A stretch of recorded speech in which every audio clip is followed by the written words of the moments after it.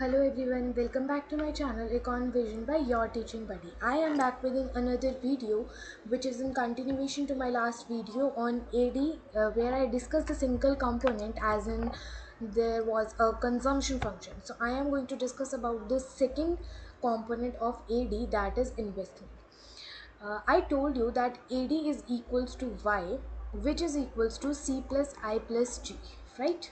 We already discussed about like the consumption part, that how the consumption functions looks like and what are the determinants of consumption function, how it is going to affected by the income part, how it is going to be changed, what is MPC, what is autonomous consumption.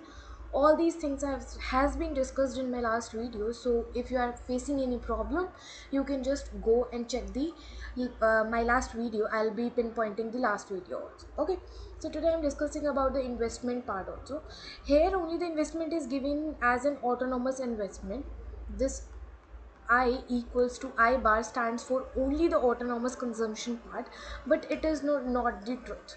Investment is not only dependent for investment that is autonomous, but there is some other values also that are affected by, or the investment is affected by those particular values.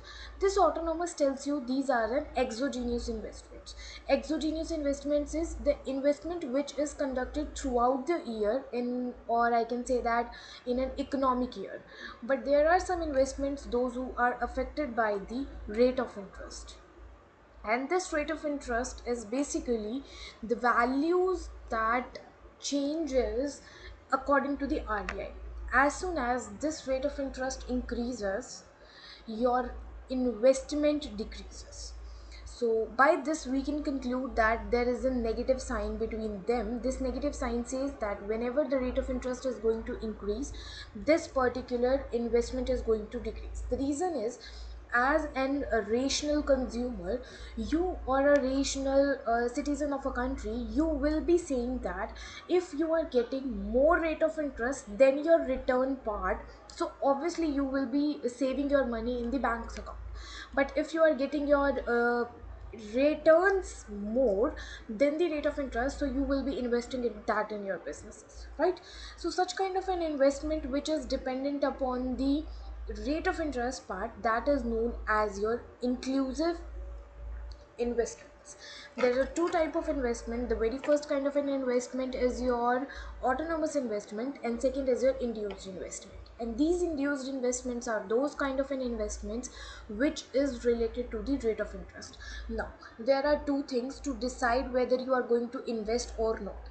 The first thing is the rate of interest, and the second thing is your marginal efficiency of a capital, that is termed to be marginal efficiency of capital, that is MEC. Now what it is, in a simplified format, it is basically the returns you will be getting on the investment part. Now whenever you are trying to invest in a business and this MEC is more than the R part, then obviously you are going to invest in your business.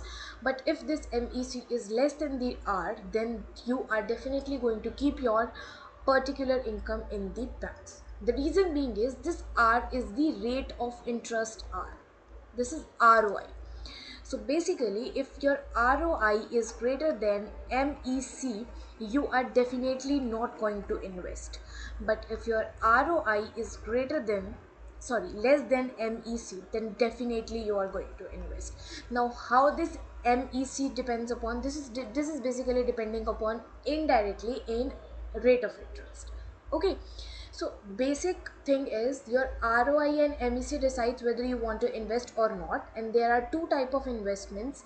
First is an autonomous investment, which is exogenous, which is not dependent upon anything. It is going to happen in your economy whatever your rate of interest is going to be. It will be there in your economy. It cannot be changed, or it cannot be like affected by anything. It is there in your economy, right? So there are two type of investment. Again I am telling you, the very first investment is your autonomous investment, and second is your induced investment. And this investment is affected by the rate of interest.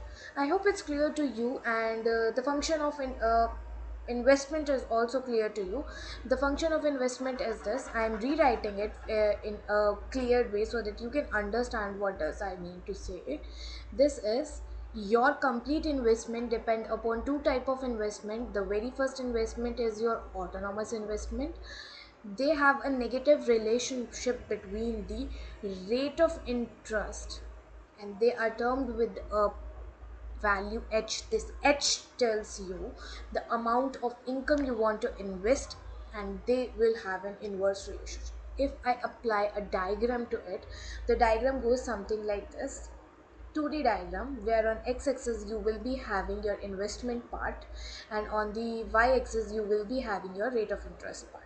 It shows you with the negative relationship, which tells you as soon as there is a high rate of interest, you will be having the low investment, and as soon as you are having a low rate of interest, you will be having the high investment. And this investment is in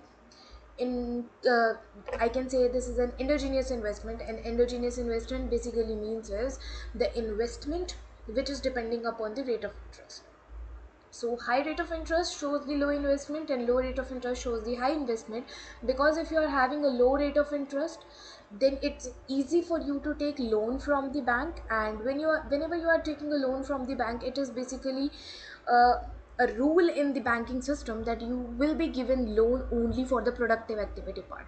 So you might be investing somewhere, so there will be high investment, and high investment creates the high MEC also, that is marginal efficiency of a capital.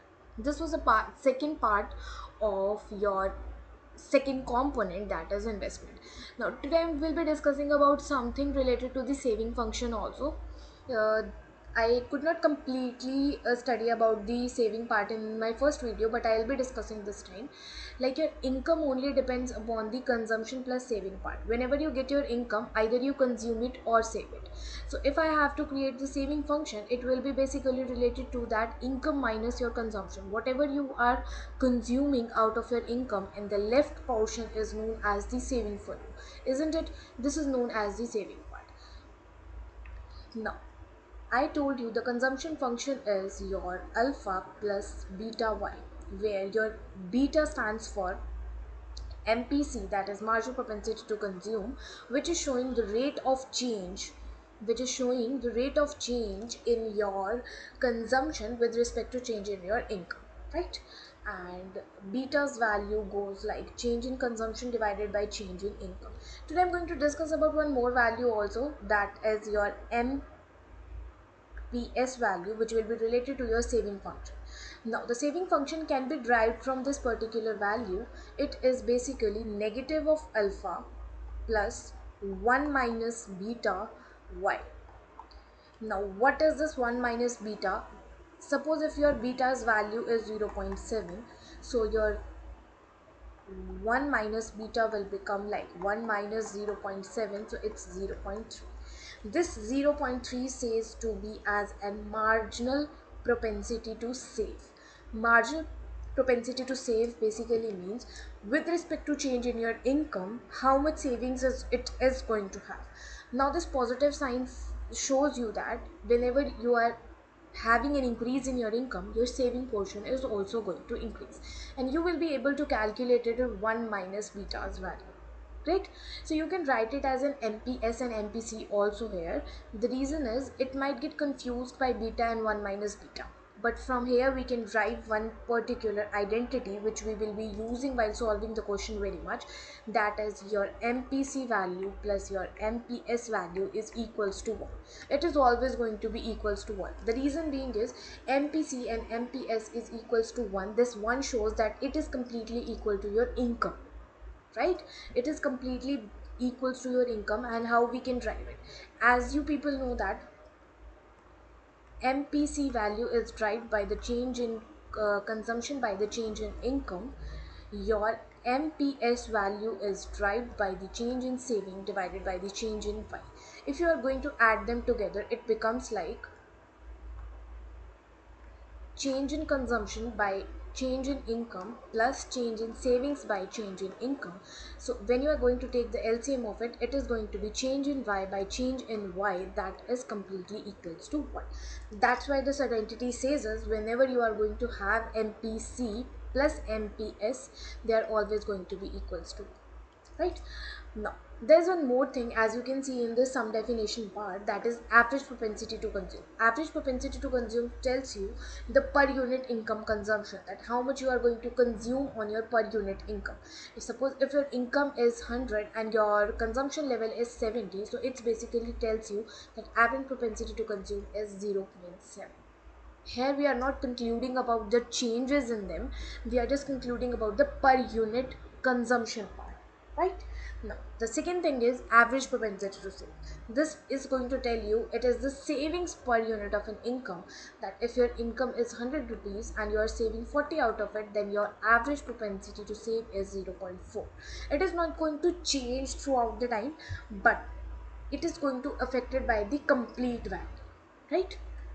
So this was all about, I have discussed the second component of AD, that is, first in the first video I discussed about consumption, in the second video I have discussed now as an investment part. If you have any issues with the both the topics, you can comment it down and ask for the solution to it. I'll be providing the solution to you, or you are having more doubts, so you can go to my community post and check there. I have some courses available there. Okay, thank you for watching the video. If you have any doubt, you can just comment it down, and kindly subscribe the channel for the more updates. Thank you so much.